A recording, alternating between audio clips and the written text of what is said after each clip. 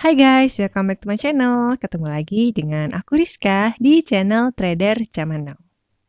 Ngomong-ngomong, kalian udah pada nonton belum video aku sebelumnya yaitu tentang market cycle part 1? Kalau belum, tonton dulu ya. Linknya boleh di atas ini atau link di deskripsi. Supaya infonya itu nggak setengah-setengah atau tidak ada info yang kelewat. Nah, kalau kalian udah nonton video yang pertama, oke, sekarang kita lanjut ke part yang kedua. Nah, di video market cycle yang kedua ini aku mau melanjutkan penjelasan tentang apa itu faktor X. Gimana cara mencari faktor X? Terus, apakah faktor X ini ada hubungannya dengan bandar dan bandarmologi? Terus kemudian gimana sih pola atau alur saham yang punya faktor X ini? Oke, aku akan kasih bocoran dulu nih. Gimana polanya biar kalian nggak penasaran. Ini dia polanya. Tapi tahan dulu ya. Tahan. Aku akan jelasin lebih detail di pembahasan setelah ini. Ini kita pegang supaya kita tuh tidak terjebak. Tidak salah beli, tidak salah jual, dan juga tidak salah posisi. Misalkan, kita beli saham yang sahamnya turun. Terus kita tahan, malah tambah turun. Kita jual, sahamnya malah naik. Bisa aja terjadi, karena kita itu belum sadar apa yang sebenarnya terjadi di balik harga atau di balik chart. Jadi faktor X ini adalah faktor yang bisa mempengaruhi jalannya atau kegiatan usaha sebuah perusahaan. Faktor yang bisa membuat harga saham bergerak. Ingat ya, di balik saham itu ada perusahaan. Atau balik aja, ada perusahaan di balik setiap saham. Karena harga saham itu adalah cerminan dari perusahaan. Kalau perusahaannya bagus, harga sahamnya bagus. Gitu juga sebaliknya. Kalau perusahaannya jelek, harga sahamnya juga jelek. Faktor X itu adalah faktor-faktor yang bisa mempengaruhi bagus tidaknya sebuah perusahaan. Ingat deh, pada waktu awal-awal masa pemerintahan Pak Jokowi. Pak Jokowi mengatakan bahwa beliau akan fokus pada bidang pembangunan infrastruktur. Dan yang akan melakukan pembangunan infrastruktur itu kan adalah BUMN, Badan Usaha Milik Negara, terutama di bidang konstruksi. Pada saat pernyataan seperti itu, saham-saham BUMN yang bergerak di bidang konstruksi dan saham-saham plat merah, semuanya pada bergerak naik. Karena apa? Ya artinya saham-saham ini akan kelimpahan proyek dari pemerintah. Contohnya proyek pembangunan jalan, pelabuhan, bandara, dan proyek-proyek lainnya. Salah satu saham yang cukup mengalami perubahan signifikan contohnya adalah saham dengan kode ADI. Nah, contoh lain ya dari faktor X. Contohnya adalah ketika ada faktor X yaitu berupa merger dan akuisisi. Nah, kondisi merger dan akuisisi ini akan mempengaruhi kinerja saham. Contohnya saham Indi di tahun 2017. Saham Indi mengakuisisi dari perusahaan Kideko, salah satu perusahaan tambang terbesar nomor 3 di Indonesia. Makanya harganya naik gila-gilaan. Lalu yang barusan sempat fenomenal di tahun 2020 adalah saham BRI Syariah dengan adanya isu merger dan akuisisi. Selain itu, faktor X lainnya adalah contohnya adalah kenaikan harga produk. Misalkan kenaikan harga kertas dunia atau kenaikan harga minyak dunia dan kenaikan harga emas. Tentu saham-saham yang menjual emas seperti Antam akan mengalami pergerakan harga yang cukup signifikan. Nah, dalam waktu beberapa minggu terakhir, saham Antam juga cukup diminati dengan adanya faktor X yang berkaitan dengan Tesla. Entah faktor X itu positif atau faktor X itu negatif, entah faktor X itu berdampak besar atau biasa-biasa aja, kita nggak perlu tahu. Dan kita juga nggak harus tahu. Yang penting adalah gimana cara kita mendeteksi adanya sebuah faktor X dan kita bisa melihat adanya pergerakan smart money atau bandar yang masuk ke dalam saham-saham yang mempunyai faktor X ini. Gimana sih caranya supaya kita mengetahui faktor X yang ada di perusahaan? Cara mujarabnya, biar kita tahu faktor X pada perusahaan ini ada atau tidak, yaitu adalah dengan cara company visit. Datangi perusahaannya, datangi pabriknya, ngobrol sama manajemennya, atau ngobrol sama karyawannya. Nah, aktivitas ini tuh juga menjadi bagian dari fundamental analisis. Inilah yang dimaksud fundamental analisis, yaitu seni mencari tahu apa yang akan terjadi ke depannya di sebuah perusahaan. Bukan sekedar mencari tahu apakah perusahaan ini bagus apa enggak dan hanya melihat dari laporan keuangan. Karena laporan keuangan itu kan sudah berita masa lalu. Kalau kita membaca laporan keuangan yang baru aja rilis, berarti kan kita melihat berita kemarin, bukan berita yang akan terjadi di masa depan. Jadi sekali lagi ya, faktor X itu nggak ada di laporan keuangan. Karena laporan keuangan kan historis dari 3 bulan yang lalu. Faktor X itu nggak ada di situ. Hari ini ya hari ini. Nggak ada berita hari ini tuh di koran kemarin tuh nggak ada. Hari ini adalah hari ini, hari esok adalah esok. Dan itu semua nggak bisa kita cari di laporan keuangan dan nggak bisa dicari di berita hari ini. Salah satu perbedaan yang sangat timpang antara investor besar dan investor kecil. Kita pakai contoh aja seperti bapak investor dunia, Warren Buffett. Bapak Warren Buffett ini, kalau dia melakukan investasi besar, contohnya di salah satu saham Bank of America, setiap menginvestasikan dana besarnya di sebuah emiten, Warren Buffett ini membuat klausal perjanjian bahwa selama Warren Buffett ini memegang saham tersebut, pihak direksi harus memberikan keterbukaan informasi. Dan Warren Buffett ini harus mengetahui prospek-prospek apa aja ke depannya. Dan kalau Warren Buffett ini pengen tahu apa yang terjadi di perusahaan, mereka harus memberitahu. Jadi yang paling tahu duluan tentang faktor X ini siapa? Ya jelas Warren Buffett. Karena Warren Buffett ini punya akses langsung ke direksi. Nah sekarang kita bayangin nih, misalkan kita kan orang kecil, retail gitu ya, trader, investor retail, nelpon Bank BCA misalnya. Kita nelpon mau ketemu direksinya untuk nanya-nanya tentang faktor X. Kira-kira mau nggak mereka nemuin? Direksinya nemuin kita? Ya mungkin aja mau kalau direksinya mungkin bapak kita atau bapak mertua kita. Tapi kalau kita cuma remahan rengginang ya auto ditolak lah. Kecuali kita punya dana besar, miliaran, mungkin bisa. Jadi yang biasa melakukan fundamental analisa seperti Warren Buffett itu adalah orang-orang besar, investor besar, seperti contohnya perusahaan investasi, dana pensiun, manajer investasi dari sebuah reksadana, dan smart money lainnya. Karena fundamental yang sebenarnya itu bukan buat orang-orang retail seperti kita ini. Karena kita itu tidak akan mampu melakukan fundamental analisis seperti ini dengan benar. Makanya, investor-investor besar ini kita sebut dengan smart money. Karena mereka punya akses ke orang dalam. Makanya, mereka lah yang paling tahu lebih dulu apakah perusahaan tersebut punya faktor X apa enggak. Nah, bursa saham kita ini syarat banget dengan faktor X. Tapi masalahnya, faktor X ini nggak kelihatan di laporan keuangan, seperti yang saya ucapkan tadi. Yang namanya laporan keuangan, sebagus apapun laporan keuangannya, tetap aja itu berita kemarin. Sama kayak kita misalkan ngechat pacar kita, apa kabar sayang? Kemarin kan, tadi malam. Oh baik sayang, aku lagi di rumah aja, sehat-sehat aja.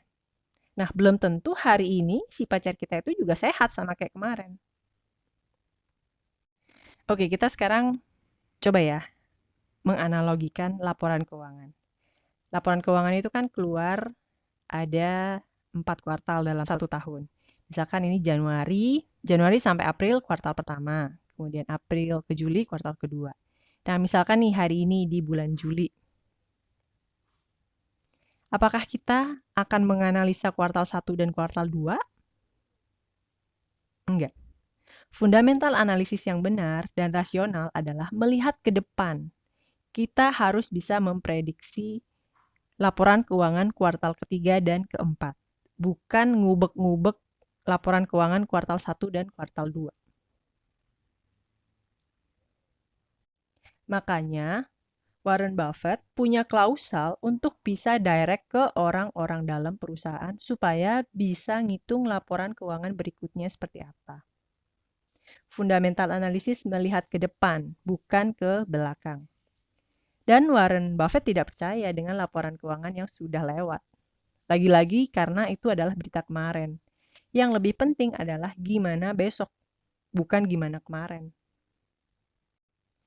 Di Indonesia, smart money yang menggunakan fundamental analisa itu adalah untuk mencari tahu saham saham apa saja yang punya faktor X. Smart money ini sering juga kita sebut dengan nama bandar, karena mereka punya dana yang besar. Masih ingat kan siapa-siapa aja smart money? Karena dana mereka itu besar, mereka itu mampu menggerakkan harga dan menurunkan harga dengan signifikan. Dan biar lebih merakyat, ya kita sebut aja dengan nama bandar. Tugas kita sebagai investor atau trader retail kecil, tugasnya adalah mengikuti pergerakan bandar. Dan inti dari semua technical analisa itu adalah mengikuti pergerakan bandar. Dengan cara apa kita bisa tahu untuk mengikuti pergerakan bandar? Ya dengan technical analisa itu tadi. Ada banyak teknik dari analisa teknikal. Yang paling umum adalah dengan melihat chart. Tetapi ada pula yang mendeteksi bandar dengan cara melihat pergerakan akumulasi dan distribusi dari broker summary. Itu juga sama-sama technical analisa. Tapi logikanya bandar itu kan pinter. Mereka juga nggak mau dong gerak-geriknya itu diketahui oleh orang lain. Jadi ada banyak modus, cara supaya bandar ini menutupi pergerakan selama mereka melakukan fase akumulasi. Dan mereka juga kadang-kadang memanipulasi waktu lagi buang barang atau mengosongkan stok atau fase distribusi, mereka memanipulasi seakan-akan mereka lagi akumulasi. Nah, supaya nggak bingung tentang istilah akumulasi dan distribusi, juga istilah-istilah lain dalam bandarmologi, kita langsung aja ke gambar yang merupakan fase dari pergerakan smart money. Oke, kita mulai dari sini ya, fase di mana smart money mulai masuk ke sebuah saham yang memiliki faktor X. Nah, fase ini kita sebut dengan akumulasi. Jadi akumulasi itu adalah aktivitas bandar atau smart money dalam mengumpulkan sahamnya, dan biasanya mereka itu beli dengan bertahap.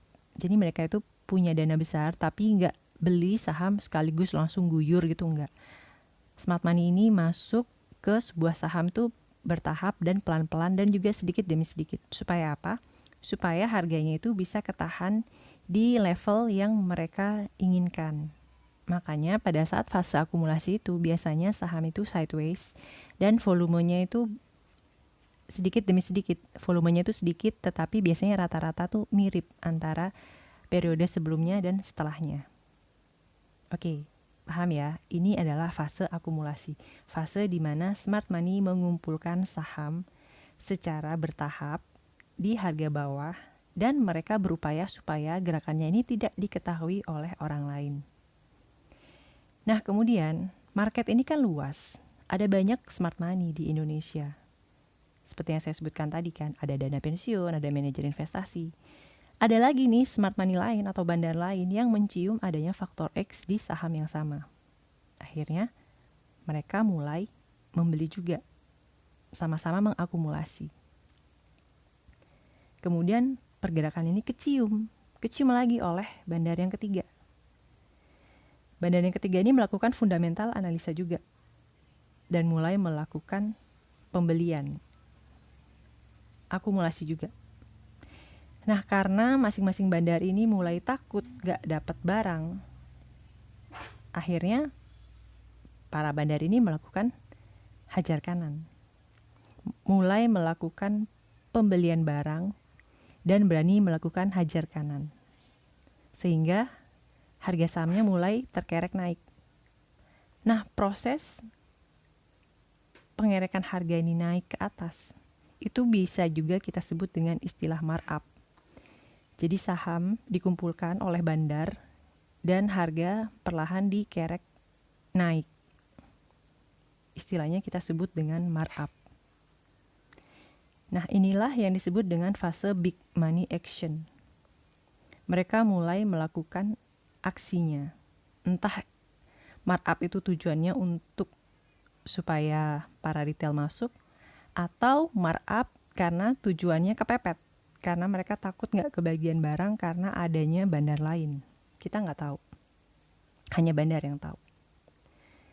Lalu kita nih sebagai retail, kita pasti masuknya tuh selalu terlambat. Kita baru melihat, oh ada pergerakan nih di saham ini, oh harganya naik, breakout nih dari resisten sebelumnya. Baru deh kita melakukan analisa technical analysis. Nah, kemudian retail mulai masuk. Retail masuk, kemudian disinilah mulai seru. Jadi bandar yang misalkan masih mau mengakumulasi, ya bisa jalan bareng-bareng, harga bisa tetap naik. Kemudian retail juga masuk, berharap mendapatkan profit yang lumayan. Ini kita sebut dengan market timing ya. Nah, setelah retail masuk, para bandar ini juga merasa, oh aku kayaknya udah deh, aku mau jualan. Nah, mereka menjual perlahan. Sehingga harga yang tadinya naik kenceng, sekarang tiba-tiba sideways. Berada di situ-situ aja, ketahan, nggak bisa naik. Karena setiap harga mau naik, ada bandar yang buang barang. Setiap mau naik, ada yang buang barang. Jadi harga nggak bisa naik. Dari sisi bandar ya, ini merupakan peluang. Mumpung ada retail masuk, mereka jualan. Nah, proses jualan dari bandar ke retail itu bisa kita sebut dengan distribusi. Yaitu smart money mengosongkan stoknya. Mereka mulai melakukan jualan. Kemudian,